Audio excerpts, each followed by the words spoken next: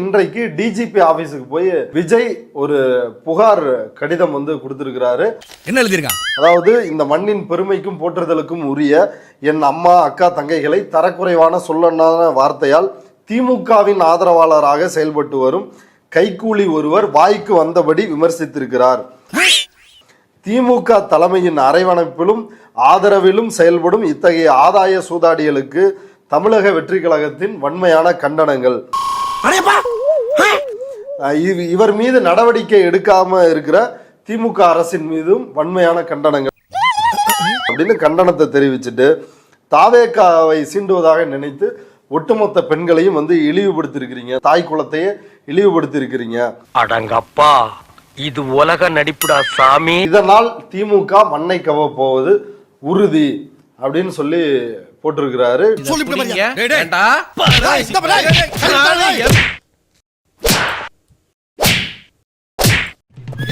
பஞ்சாயத்தடா முடிச்சு வச்சு பாரு, நமக்காக அம்பட்டு பெண்ணும் பிள்ளை குட்டியோட வெயில்ல காத்து கிடக்குறாங்களே.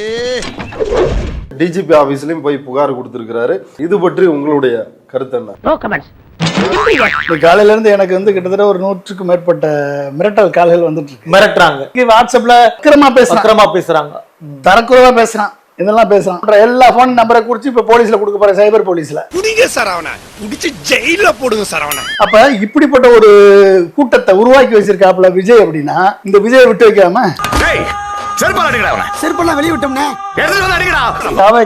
பெண்கள் இப்படி துண்டை போட்டுட்டு பேசுறாங்களே, அப்ப விஜய் என்ற ஒரு கட்சி தலைவர் வரம்பு மீறி பேசாதீங்க அப்படின்னு கண்டிச்சிருக்கணும். கண்டிச்சு அறிக்கை விட்டு அவங்கள திருத்தி இருக்கணும். வாய்ப்பு இல்ல ராஜா, வாய்ப்பு இல்ல. இது வரைக்கும் விஜய் ஒரு கண்டன அறிக்கை கூட வரல. அப்ப என்ன அர்த்தம்? விஜய் இதை என்ஜாய் பண்றாருன்னு அர்த்தம். ரசிக்கிறோம் சார் அவன் இதெல்லாம் பார்த்து. ஆமா, நீங்க வந்து ஒரு சேடிஸ்ட். ஐயோ, காண்டாமிருகத்துக்கு வெறி பிடிச்சிருச்சு. திரு பொன்ராஜ் அவர்கள் பேசியது தவறுன்னா, திரு விஜய் அவர்களோட தாவேகா கட்சியை சார்ந்த விர்ச்சுவல் வாரியர்ஸ் வந்து பாத்தீங்கன்னா விஜய் அவர்களோட மனைவி, அவங்க குறித்து ஐட்டம்னு எழுதுறாங்க புகைப்படத்தை போட்டு.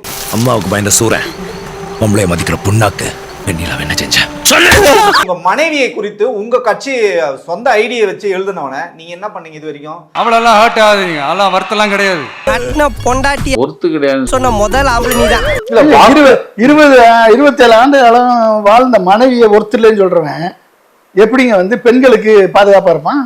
பொண்டாட்டிய வச்சு ஒழுங்கா குடும்பம் பண்றதுக்கு யோகியது இல்லாத அந்த விஜய்க்கு வந்து ஒரு ஆட்சியா? பொண்டாட்டிய வச்சு உழைக்கிறாரப்பா, பெண்களை தாங்குறாரா? மகளிர் தினத்தன்னைக்கு சொல்றாரு, தான் பொண்டாட்டிய பாரு, தான் தாயிக தகப்பனார பாரு, தன்னுடைய அப்பனை பாரு, எல்லாத்தையும் பிச்சுட்டு ஒருத்த மட்டும் நடிகையோட ஓடிட்டு போனா இவனெல்லாம் பெண்களை காப்பாத்துறாரா?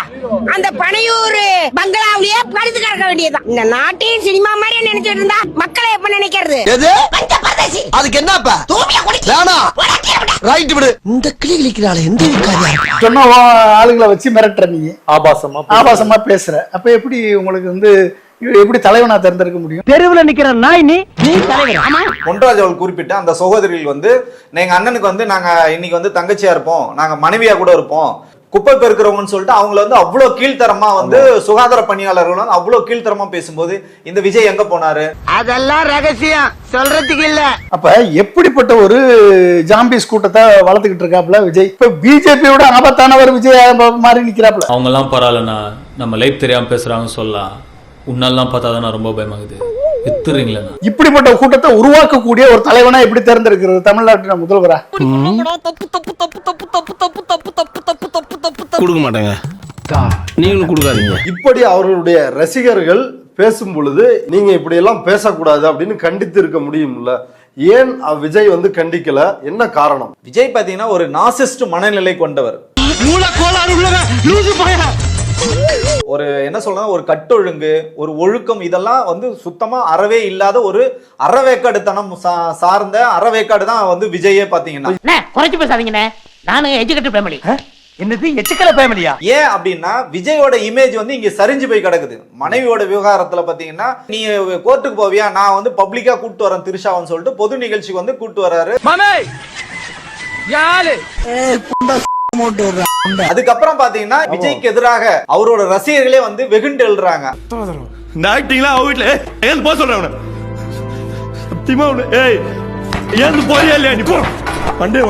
அண்ணா முட்டு கொடுத்தது போதும்னா நாங்க உங்களை விட்டு விலகுறோம்.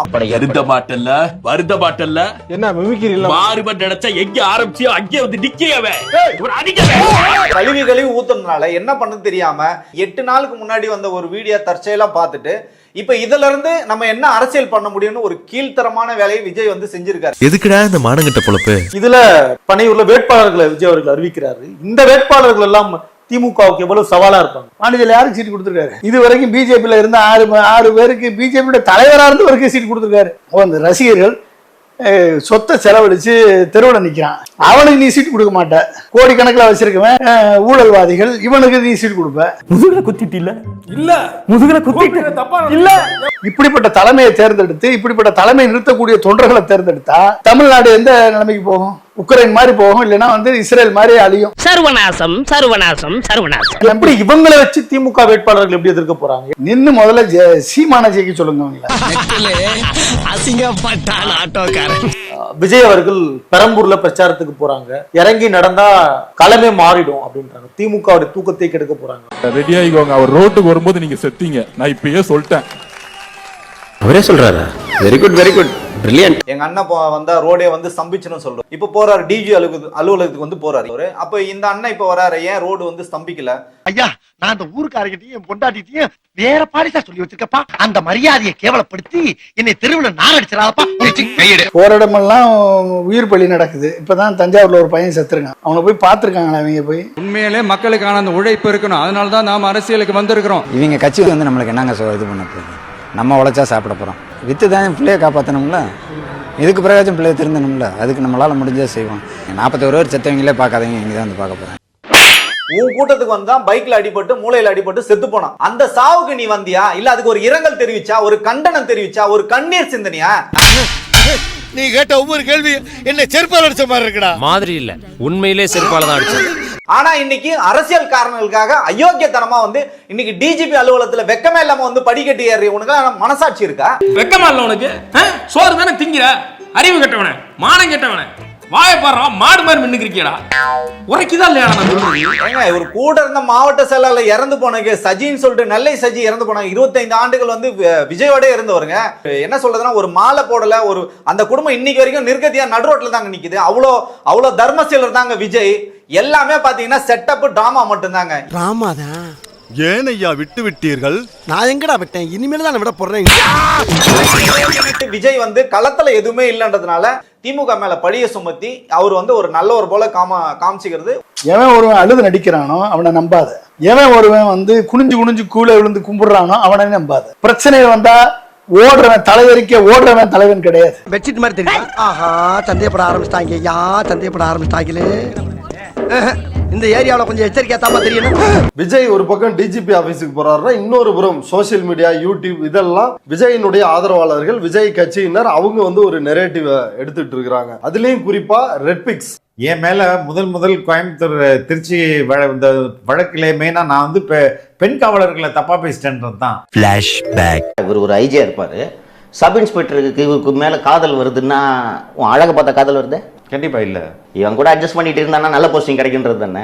உன் வீட்டில் வேலை செஞ்ச டிரான்ஸ்ஜெண்டர் உன் பேரை என் நெஞ்சில பச்சை குத்துது. இன்னும் அவ்வளோ பெரிய போலீஸ் அதிகாரி நீ இவனே ஒரு பொறுக்கி. இப்படி முட்டு கொடுக்குறாங்களே, இது எப்படி புரிஞ்சுக்கிறது? அந்த பொண்ணு பாவம் ஜெர்மனி எல்லாம் படிச்சுட்டு வந்து சொல்லிட்டு என்னத்தை படிச்சு வந்து நமக்கு தெரியல. உன்னைய பெத்ததுக்கு உங்க அப்பா ஒரு 4 பச்சை கிளியை பத்தினா வச்சுக்கோங்க, கிளி ஜோசி பார்த்தா பொழைச்சிருப்பான்.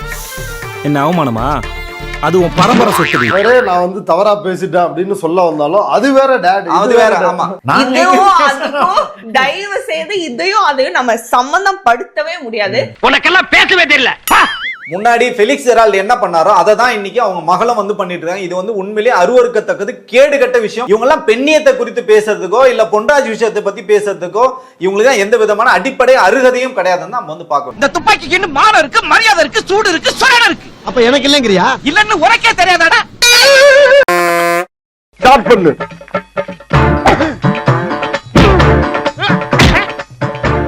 இங்கிட்டு வா. அப்படியா?